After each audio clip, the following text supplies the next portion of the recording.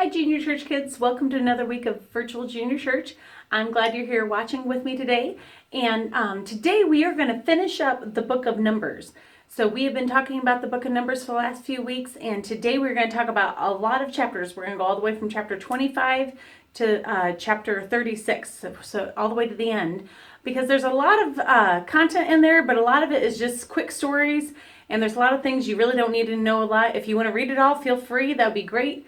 But I didn't think we need to spend a lot of time. So I just wanted to let you know what happened in those chapters so you can have an idea of what you missed. The first thing in chapter 25 is something that's more of a story that we can talk about.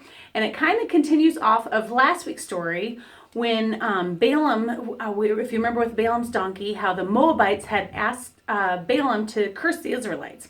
Well, as you know, Balaam didn't curse the Israelites because God wouldn't let him. He blessed them. However, Balaam still wanted that money that King Balak of Moab wanted to give to him. So he got a way around that. Instead of cursing the Israelites, he thought of a way that he could get to the Israelites and make them turn away from God.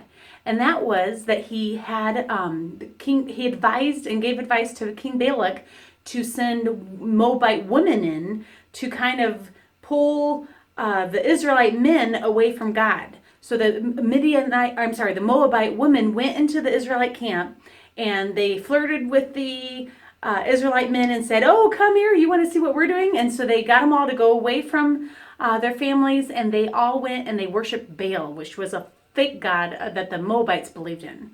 And so because the Israelite men were worshiping a different God, not the real God, the real God, our God, got angry with them and sent a plague to punish them for their wickedness. So that was, but then one of the priests stood up for what was right, and that kind of helped things get better there.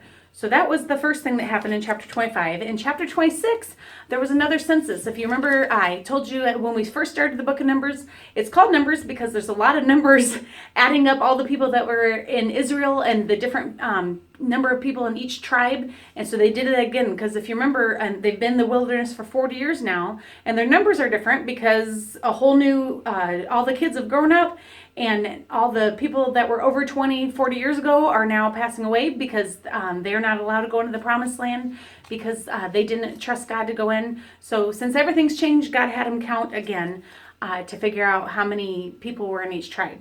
And that was also an indicator to decide how much land each tribe needed, because if you only have 10 people, you need this amount of space, but if you have 100 people, you need a bigger space.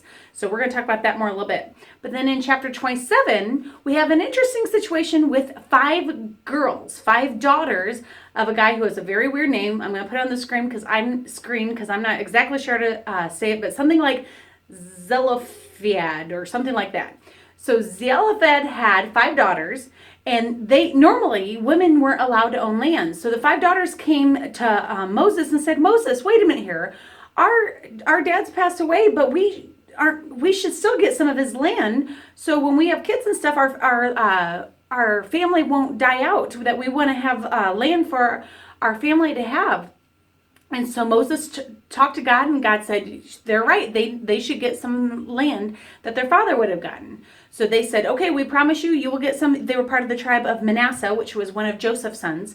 And so they said, "Okay, you will get some of the land from Manasseh." Well, then back over in, I think it's chapter 31. Maybe, no, it's later than that. It's chapter 6, the very last chapter. Somebody else from their tribe said, "Now wait a minute here. What if they end up getting married later and they marry somebody from another tribe? Then we're going to lose that land, and it will go to that tribe." And so then they made a rule that those daughters, if they wanted to have their dad's land, they had to marry within their tribe. So they had to marry men from Manasseh, so that way all the land would stay together and it wouldn't get divided up. So that's kind of a fun story about how God made special rules even for the women, which was very unheard of back then, because women weren't treated equal to men back 3,500 years ago. So the next thing that happened was in chapter 27, where God told the Israelites that Joshua was going to be the next leader after Moses died. And so God told Moses that he was going to have him go up to a mountain. If you remember when Moses struck the rock 2 times instead of talking to it like God directed, God said, you're not going to be able to go into the promised land, but God does still let Moses see the promised land. So he had him go up on a mountain that overlooked the Israelite land, and he could look out and see it. So, and that was kind of his last gift that God gave him before he passed away. And that was on Mount Nebo, which is a fun name to say. So, and then the next couple chapters just talk about different festivals and vows you can make, like promises you would make to God and offerings you can make to God. So I'm not going to go through that now. We kind of talked about that in the first 10 chapters. In chapter 31, they actually had a battle against the Midianites. And I'm not going to go in that because it gets kind of gruesome. So we're going to go ahead and go on to chapter 32. Something kind of crazy happened. There were 12 tribes in Israel, and 2.5 of the tribes, the tribe of Reuben, the tribe of Gad, and half of the tribe of Manasseh, came to Moses and said, Moses, you know what? We're over here.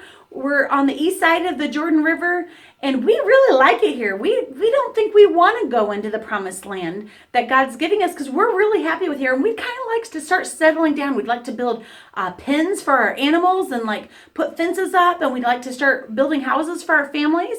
And so we'd rather just stay here. And at first Moses kind of got angry at them because he thought they were just kind of abandoning the whole country. But they said, no, we're not going to abandon our fellow Israelites. We will still go with them into the land of Canaan that God's giving us, the promised land. And we'll help fight all the battles and let everybody else get their land. We just want to come back and make this our home. So we'll leave our families here and we'll go do all the fighting and then we'll come back. And so Moses talked to God about it, and God said, yep, that's fine as long as they keep their word and help out with getting the promised land, then that they can stay there.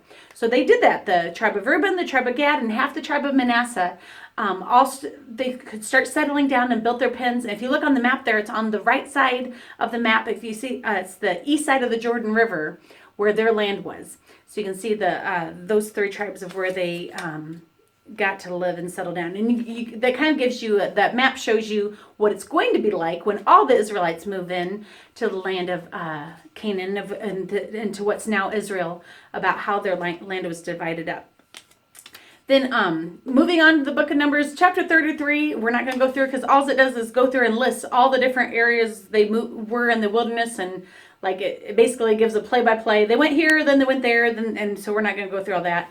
Chapter 34 tells what those boundaries. I'm going to put that map up again now so you can be reminded.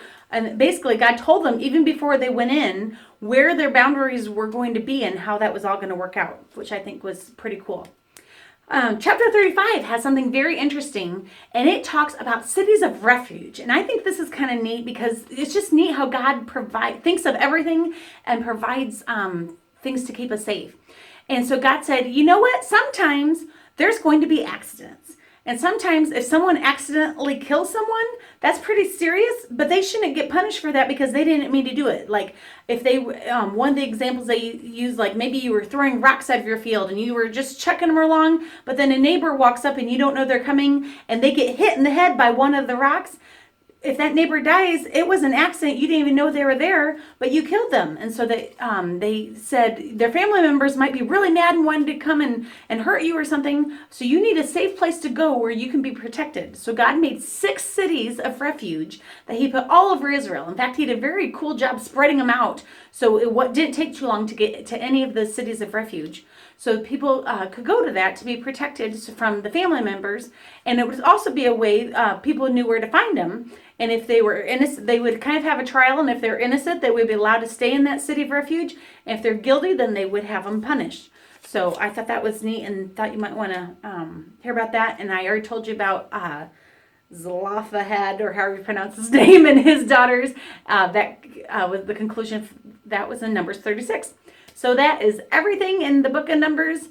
And I hope you've enjoyed learning how God worked everything out with the Israelites.